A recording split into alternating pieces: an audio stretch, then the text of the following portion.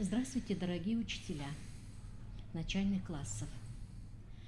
Те, которые работают в начальных классах, во втором классе.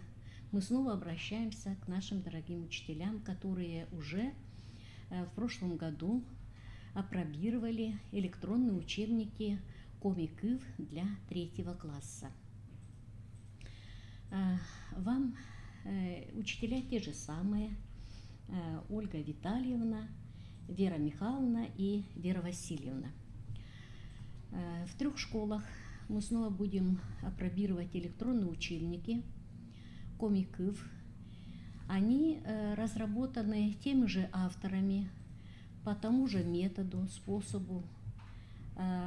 Учебники дублируют учебники в бумажном носителе.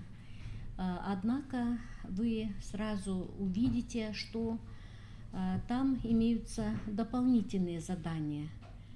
Задания точно такие же, как и в 3 классе. Это тестовые задания.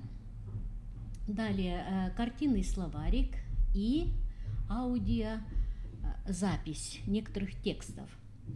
Вот я хотела сказать небольшие изменения в аудиозаписи. Значит, в учебнике даны отрывки из произведений некоторых авторов, а в аудиозаписи читается текст полностью. Не все, но некоторые. Поэтому вот на это, пожалуйста, обратите внимание. Когда вы будете слушать тексты, не надо сравнивать и читать. Понятно, что они будут отличаться. Стихотворения, конечно, те же самые, но вот рассказы, например, вот такие небольшие изменения. О других требованиях расскажет Александр Михайлович. Да, кстати, критерии те же самые, да, вы скажете? Угу, пожалуйста. Здравствуйте.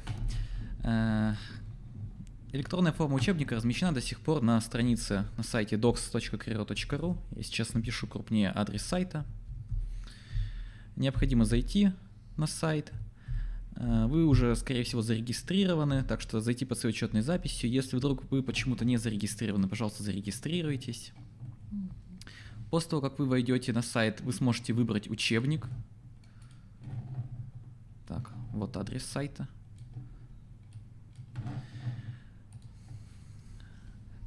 После того, как вы зайдете на сайт, вы сможете выбрать учебник и получить к нему доступ.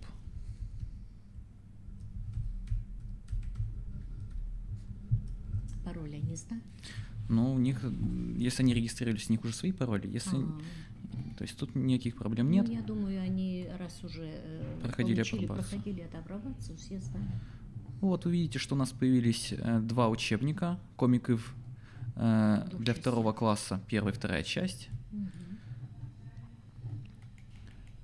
Здесь представлены материалы данного учебника.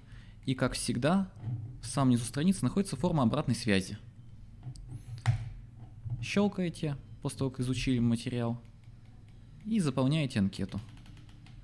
Она достаточно простая, но нам очень важно ваше мнение для того, чтобы в дальнейшем развивать продукт и для того, чтобы представить в отчетах, что мы проделали работу. У вас есть еще что-то дополнить? Так, ну, критерии у них, наверное, есть, да?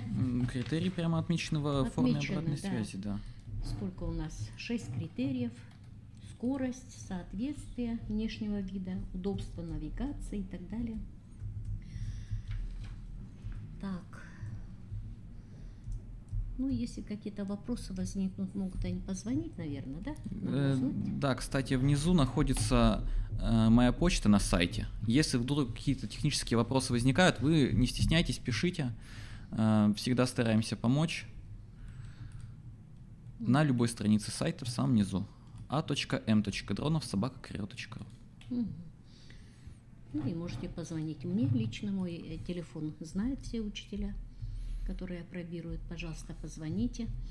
Так, теперь летом будем делать электронные учебники к учебнику для 1 класса и 4 класса остались. Ну, дорогие учителя, вы же остаетесь и апробаторами. Мы уже больше никому не будем обращаться, поскольку вы уже вошли в методику апробирования.